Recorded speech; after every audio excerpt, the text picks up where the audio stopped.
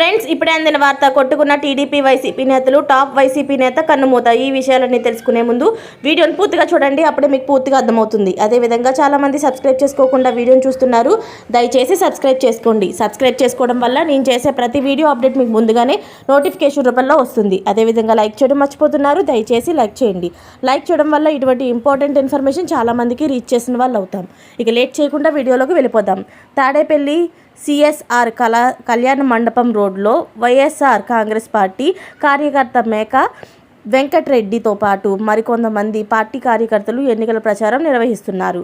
YCP నాయకులు, కార్యకర్తలు చుట్టూ బైకులతో తెలుగుదేశం పార్టీ కార్యకర్తలు రౌండ్లు వేస్తూ భయభ్రాంతులకు చేశారు. ఇదంతా గమనించిన మేక వెంకటరెడ్డి ప్రశ్నించగా బైక్తో ఆయన్ని ఢీకొట్టి టీడీపీ కార్యకర్తలు అక్కడి నుండి వెళ్ళిపోయారు. ఈ ఘటనలో మేక వెంకటరెడ్డి తలకు బలమైన గాయమైంది. వెంటనే ఆయన్ను వైసీపీ కార్యకర్తలు హాస్పిటల్కి తరలించారు. బలమైన గాయం కారణంగా కోమాలోకి వెళ్లిన వెంకటరెడ్డి చికిత్స పొందుతూ ఈ రోజు ఉదయం ప్రాణాలు కోల్పోయారు.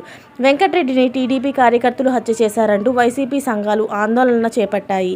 దీంతో తాడేపల్లిలో ఉద్రిక్త వాతావరణం నెలకొంది. ఇలాంటి లేటెస్ట్ అప్డేట్స్ అన్ని మీరు ముందుగానే పొందాలి అనుకుంటే ఛానల్ని సబ్స్క్రైబ్ చేసుకోండి. అలాగే పక్కనే ఉన్న గంట సింబల్ని క్లిక్ చేయడం మర్చిపోకండి. Thanks for watching friends.